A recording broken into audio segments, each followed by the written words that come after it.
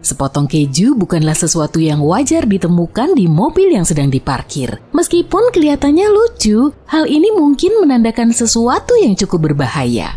Seorang wanita menceritakan kisahnya di internet. Awalnya, dia hanya mengira dirinya dikerjai oleh anak tetangga. Dia memutuskan menelpon seorang teman dan meminta bantuan untuk membersihkan mobilnya. Tapi saat kedua wanita itu mulai membersihkan keju yang meleleh, mereka melihat sesuatu yang aneh di sekitar dua mobil dari tempat parkir mereka. Mereka ingat melihat sebuah mobil van putih datang. Di dalamnya ada sekelompok pria yang menatap mereka. Berhubung dia nggak sendirian, wanita itu memutuskan untuk lanjut membersihkan mobilnya meskipun mereka berdua merasa nggak nyaman diawasi.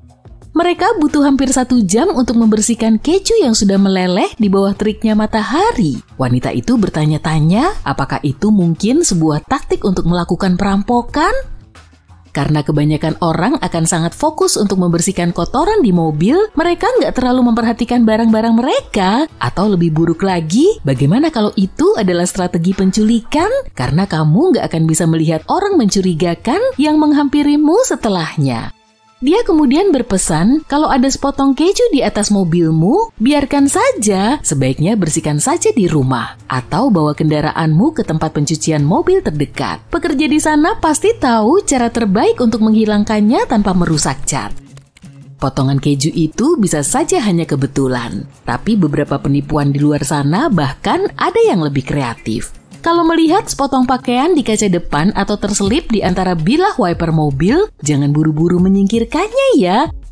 Sekali lagi, benda itu bisa sengaja diletakkan di sana untuk mengalihkan perhatianmu sementara mobilmu dibawa kabur. Pilihan terbaik adalah pergi secepat mungkin dan menuju lokasi yang aman. Lokasi tersebut harus memiliki penerangan yang baik dan ramai. Baru setelah itu, kamu bisa menyingkirkan benda-benda yang ditaruh di mobilmu dengan aman. Beberapa orang bahkan menemukan uang di bawah wiper mereka. Mungkin uang itu diletakkan di sana dengan maksud yang sama. Berikut ini adalah metode yang sering digunakan beberapa orang untuk mengurangi kemungkinan mobilmu dicuri. Pastikan ban mobil menghadap ke tepi jalan saat diparkir. Ini karena saat roda mobil diposisikan seperti itu, pencuri akan kesulitan untuk bermanuver. Dengan cara ini, akan butuh lebih banyak waktu dan usaha untuk memindahkan mobilmu dan kecil kemungkinannya untuk menjadi sasaran pencurian. Seorang wanita lain ingat pernah menemukan tisu di bawah gagang pintu mobilnya. Tapi pada saat itu, dia nggak terlalu memikirkannya. Dia membuangnya dan melanjutkan harinya. Beberapa jam kemudian, dia berakhir di rumah sakit karena mengeluhkan rasa sakit di tangannya dan sesak napas. Dokter menyimpulkan bahwa dia telah diracuni dengan zat yang nggak diketahui. Sayangnya penipuan menjadi semakin umum akhir-akhir ini dan penipuan online menduduki peringkat teratas. Sebagai contoh, kamu bisa menjadi korban penipuan phishing ketika menerima email dari seseorang yang tampaknya nggak asing. Bisa jadi itu akuntanmu, rekan kerja, atau toko yang sering kamu kunjungi. Tapi kalau mencermati alamat emailnya dengan seksama, kamu akan dengan mudah menyadari ada sesuatu yang janggal. Mungkin itu hanya satu huruf yang diedit atau nama yang dieja secara berbeda. Email semacam ini bisa meminta berbagai hal darimu, mulai dari informasi pribadi seperti alamat dan kata sandi, hingga permintaan pembayaran. Ada juga yang menawarkan kupon atau voucher hadiah. Kalau kamu mengklik situs web tertentu, bisa jadi situs itu akan meretas komputermu. Ini mungkin merupakan penipuan online yang paling umum belakangan ini. Pihak berwenang menyatakan bahwa lebih dari 114.700 orang menjadi korban pada tahun 2019. Total kerugian mereka diperkirakan mencapai sekitar 870 miliar rupiah.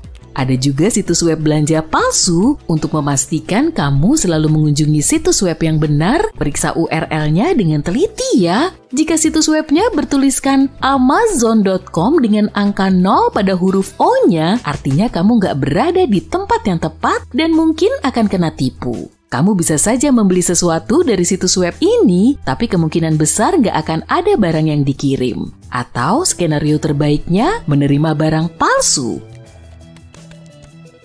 Pernah dengar soal form jacking? Ini terjadi ketika sebuah toko retail diretas dan setelah selesai menambahkan barang ke keranjang belanja, kamu akan diarahkan ke halaman pembayaran palsu. Penipu kemudian mendapatkan akses ke informasi pembayaranmu seperti nama, alamat, dan detail kartu kredit. Agar selalu aman, periksa kembali URL halaman pembayaran sebelum memasukkan informasi sesensitif apapun. Penipuan dukungan teknis bahkan lebih kreatif lagi. Untuk yang satu ini, kamu mungkin akan menerima panggilan telepon yang mengatakan bahwa komputermu terinfeksi virus berbahaya yang bisa merusak perangkat atau menghilangkan semua informasi yang tersimpan di dalamnya. Penipu kemudian akan memintamu untuk mengunduh sebuah aplikasi yang akan memberi mereka akses ke komputermu meskipun mereka berada di belahan dunia lain. Kemudian mereka akan mengunduh virus sungguhan di komputermu untuk mengonfirmasi kebohongannya. Hal ini membuat korban berpikir memang ada sesuatu yang salah dengan komputernya, lalu langkah terakhirnya meminta bayaran untuk memperbaikinya. Kalau kamu mencurigai perangkatmu mungkin telah diretas, selalu hubungi dukungan teknis atau peritel terpercaya. Perusahaan sejenis ini nggak akan pernah menghubungimu secara tiba-tiba. Penipuan yang satu ini cenderung memainkan emosi seseorang dan kebanyakan menyasar generasi yang lebih tua. Itulah kenapa penipuan ini juga dijuluki grandparent scam. Lansia yang menjadi target kemungkinan besar akan menerima panggilan telepon dari orang yang bernada panik yang mengaku sebagai cucu atau kerabat dekatnya. Penipu kemudian akan meminta uang untuk berbagai hal seperti keluar dari penjara, untuk bisa meninggalkan negara asing, atau untuk membayar tagihan rumah sakit. Grandparent scam sedang marak akhir-akhir ini. Pada tahun 2017, total kerugian akibat penipuan semacam itu mencapai 390 miliar rupiah. Tapi pada tahun 2018, jumlahnya meningkat hampir 2 kali lipat mencapai 617 miliar rupiah. Kalau mendapati dirimu berada dalam situasi yang sama, cobalah untuk nggak bereaksi terburu-buru. Mintalah beberapa informasi kepada penelpon yang bisa membantumu memastikan identitasnya. Selain itu, ada baiknya menanyakan kepada anggota keluarga yang lain sebelum mengirim uang kepada orang asing. Penipuan Google Voice sangat mudah dan efisien. Ini bagi para penipu ya. Berikut ini yang harus diwaspadai. Kamu mungkin pernah mencantumkan nomor teleponmu di beberapa situs web dengan berbagai alasan seperti ingin menjual sesuatu atau menawarkan jasa. Para penipu akan mengambil informasi ini dan dengan cepat menelponmu serta memintamu untuk mengonfirmasi bahwa kamu sendiri bukan penipu. Ini disebut psikologi terbalik. Kamu akan diminta untuk memberikan kode verifikasi Google, padahal kenyataannya akun Google Voice sedang dibuat atas namamu. Penipu bisa melanjutkan penipuannya dan berpura-pura menjadi dirimu saat memakainya dengan menggunakan akun yang baru dibuat. Aturan nomor 1, jangan pernah membagikan kode verifikasi kepada siapapun. CV online juga nggak aman loh, karena bisa memberikan informasi pribadi kepada penipu.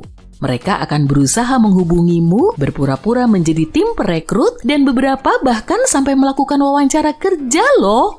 Kebanyakan dari mereka berpura-pura menawarkan posisi bergaji tinggi yang tentunya akan membuatmu tertarik untuk menerimanya.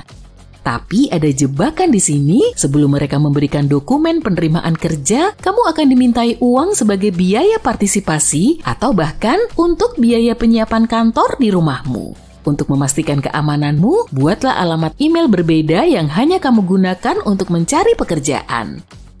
Dengan cara ini, email pribadimu nggak akan tersebar dan aman dari penipuan online yang nggak diinginkan. Pastikan selalu meminta pihak perekrut untuk mengonfirmasi informasi yang kamu terima via telepon melalui email juga. Kalau sudah nggak asing dengan perusahaan tersebut, kamu juga bisa menghubungi divisi HRD untuk memastikan bahwa apa yang diminta sudah sesuai dengan kebijakan mereka.